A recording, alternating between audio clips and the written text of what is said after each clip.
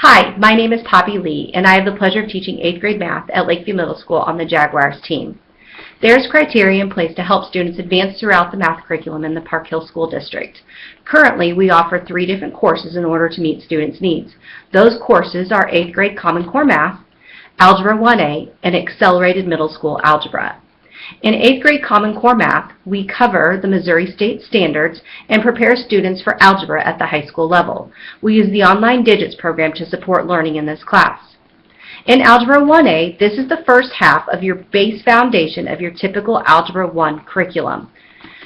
Then we offer Middle School Accelerated Algebra. This is a fast-paced Algebra 1 curriculum course which combines Algebra 1A and Algebra 1B into one compacted year. In both algebra classes, we use the same textbook as the high school to support our curriculum. No matter what math class you are in, I promise that I will do my best each and every day to challenge you and provide a safe, fun learning environment where students are not afraid to take intellectual risks. I will push you to do your best on a daily basis while we have lots of fun covering math topics.